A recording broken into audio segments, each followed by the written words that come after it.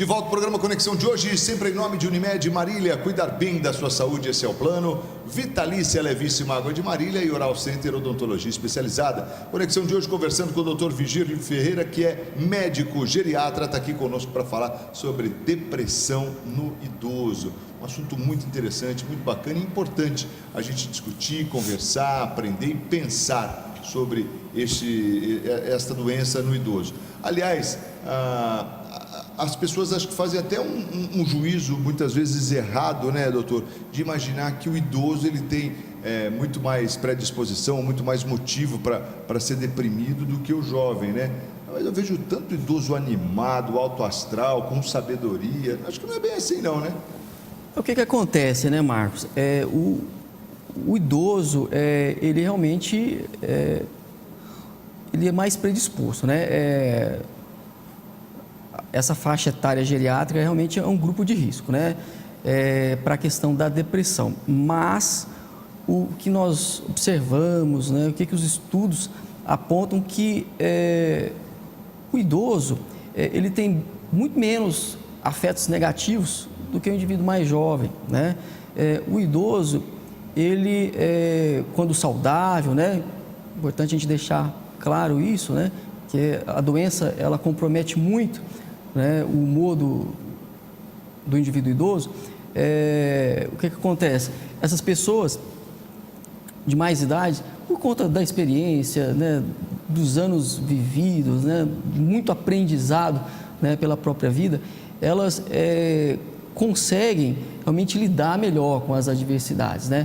Elas têm estratégias, né, e formas de lidar melhor com os conflitos, né? Sabem às vezes como sair de uma situação mais embaraçosa, né? Até por conta disso, o que nós observamos é que o idoso ele tem muito menos depressão do que o indivíduo mais jovem, né? O idoso é sim um grupo de risco, mas se a gente for ver a nível de prevalência, o jovem ele tem muito mais depressão, né, do que a terceira idade. Se a gente observar o que está acontecendo, né, ultimamente, né, as empresas elas estão buscando muito as pessoas mais maduras, né? Porque o idoso ele tem muita facilidade em lidar com o público, saber como conversar, saber lidar com uma situação de mais dificuldade, de mais estresse. Ele procura às vezes atitudes mais passivas, né? Então, realmente isso é uma crença errada de que o idoso por si só ele é mais depressivo. Não, mas o idoso ele tem assim até melhores estratégias, né, para lidar com situações adversidades. E quando a gente fala principalmente do idoso saudável, né, idoso ativo, idoso que se envolve com a comunidade, né? Doutor, vamos falar um pouco agora das causas então, né? Quais são as principais causas da depressão para a vida do idoso? A depressão no idoso ela é multifatorial, né? São várias causas associadas à depressão, né? A gente aí divide em causas biológicas, causas psicológicas e causas sociais, né? Dentro das causas biológicas, a gente cita a própria questão da genética, né? A pessoa que é filha de deprimidos tem uma chance maior de desenvolver depressão. Claro que isso no idoso já é um fator de risco menos importante, né? Existem aí algumas lesões cerebrais em algumas regiões muito específicas, regiões associadas aí ao humor e ao comportamento, que podem levar a quadros depressivos, né? As próprias comorbidades, né? As várias doenças que o idoso pode apresentar, uma hipertensão, uma diabetes, uma doença de Parkinson, são situações que podem limitar, restringir a vida dessa pessoa e aí causar uma situação de depressão, né? Dentre as situações psicológicas, né, o que a gente observa, o que os estudos mostram, né, é que pessoas com um temperamento mais agressivo, mais ansioso, né, pessoas que são cronicamente mais temperamentais, mais essas pessoas também elas deprimem mais, né? E aí um fator que eu acredito que é muito importante são os fatores sociais, né? O idoso é um indivíduo que sofre muitas perdas, né? Então, a perda aí do cônjuge, né? A questão da viuvez, né? A perda do trabalho, a questão da aposentadoria, a perda aí dos contatos sociais, o idoso vai perdendo os amigos, né, os colegas de trabalho, né, vai havendo um isolamento social, a própria perda financeira, né, e aí as situações relacionadas aos conflitos familiares, excesso de críticas, abusos, exploração, a questão da solidão e o próprio abandono, né? O abandono é uma situação que está muito relacionada à depressão no idoso. Às vezes a gente pode pensar, né? Aquele idoso que mora sozinho, né? Muitas vezes não, né? Muitas vezes o idoso que mora sozinho é uma opção, né? Porque ele está bem, ele quer ter a sua liberdade, né? Isso é muito bem-vindo, né?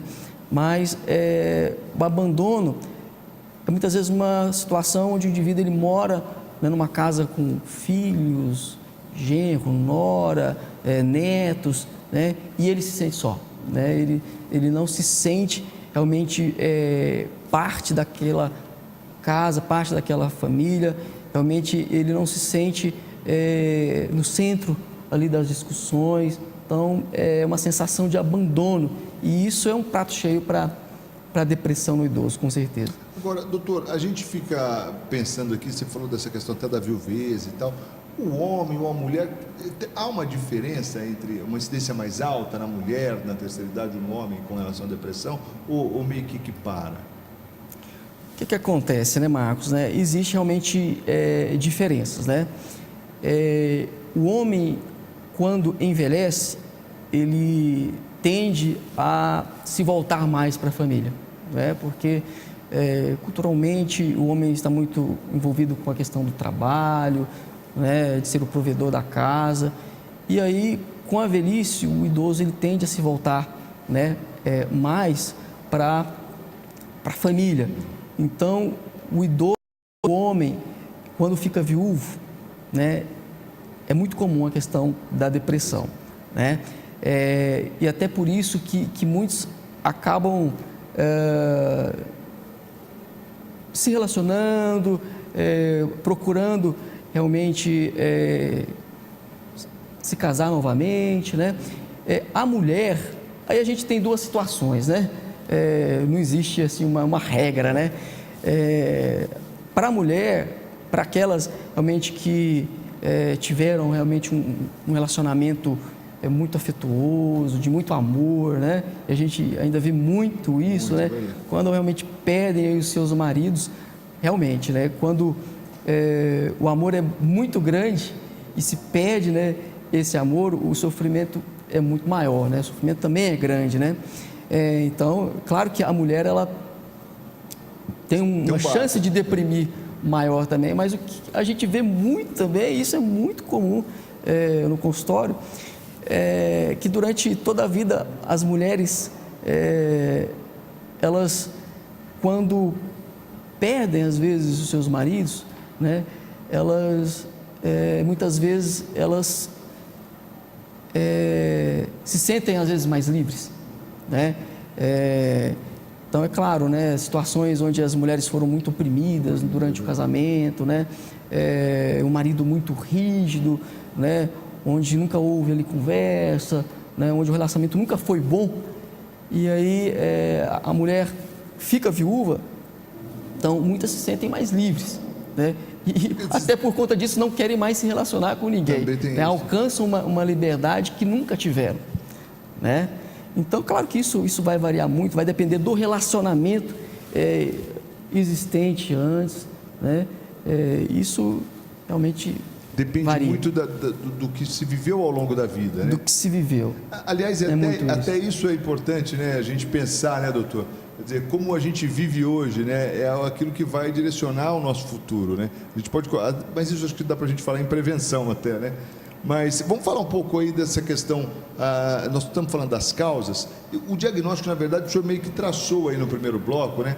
Mas só para a gente recapitular e até mesmo para confirmar para o telespectador que está acompanhando e você que está pelo Facebook também, muito obrigado pela audiência, mas a gente destaca assim, o diagnóstico para ser realmente definido, conforme o senhor mencionou, nós precisamos ter aí 5 aspectos, né? 5 situações dentro de 9 questionamentos.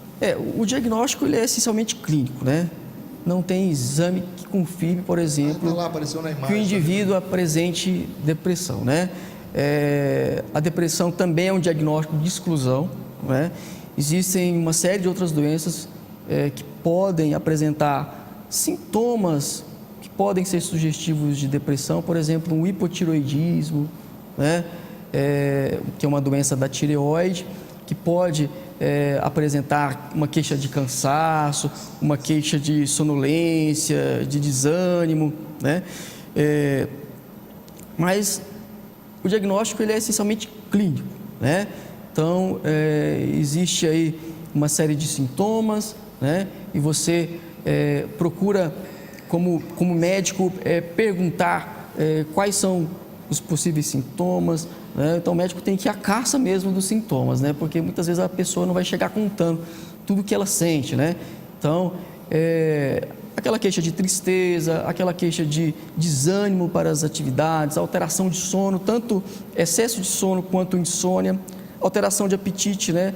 Uma diminuição de apetite, principalmente, isso é muito comum nos idosos, sensação de culpa, sensação de cansaço, fadiga, alteração de concentração, a questão dos esquecimentos, né? É uma queixa prevalente de depressão no idoso. A questão do esquecimento. Exato. Então, o idoso ele tem essa característica, né, de não apresentar tanto sintoma depressivo no sentido de tristeza, aquele quadro clássico, né? A pessoa com choro fácil, né? Mas ele apresenta, o idoso, mais irritabilidade, né? E mais queixa cognitiva, né? O esquecimento, uma falta de atenção, o idoso fica meio aéreo, um pouco fora daquilo que está acontecendo, de uma conversa, parece que ele está longe, parece que está viajando, né? Então os sintomas eles são diferentes mesmo, né? E realmente tem que ser algo que modifica a funcionalidade desse indivíduo, né? E que ultrapassa algumas semanas, né? Então não existe depressão se, por exemplo, eu recebo um paciente e que ele me fala que ele está triste, ele está desanimado há 5 dias. Não, então você precisa aguardar a evolução. Então o quadro depressivo ele demanda uma evolução de dias, né? De pelo menos 2 semanas, né? Isso que nós consideramos, né? Pelo menos 2 semanas de sintomas e que realmente alteram realmente a funcionalidade do indivíduo, trazem prejuízo, seja do ponto de vista social, do trabalho, de convivência, de relacionamento, né? Aqueles sintomas realmente têm que ter algum impacto na vida do indivíduo para a gente poder falar em depressão. Legal, a gente vai para mais um intervalo e a gente volta na sequência para falar um pouco sobre tratamento, é isso mesmo, e claro, falar sobre prevenção. Rapidinho, não sai daí não, e a gente volta com o programa Conexão de hoje, sempre em nome de Unimed Marília, cuidar bem da sua saúde, esse é o plano Unimed. Lembrando que nós estamos também aqui através do Facebook no TV Marília, hein? É o Facebook da TV Marília, vale a pena você se conectar aí também, acompanhar, você vai ter que sair agora, vai acompanhando aí pelo telefone, numa boa, pelo seu smartphone, né? No caminho aí que você tiver que seguir, mas é bacana que você fique ligado com a gente, que a gente vai falar de tratamento e também de prevenção nesse último bloco com o Dr. Virgílio Ferreira, que é médico geriatra, está aqui falando sobre a depressão no idoso. Sempre em nome também de Vitalícia, levíssima água de Marília, exija, peça, diga eu quero Vitalícia, a única água adicionada de sais do estado de São Paulo, e Oral Center, odontologia especializada, do meu amigo Dr. Wilson Kleinschmidt. Um grande abraço a toda a equipe da Oral Center, comigo aqui no programa Conexão. É rapidinho, o intervalo e a gente volta na sequência, não sai daí não, até já.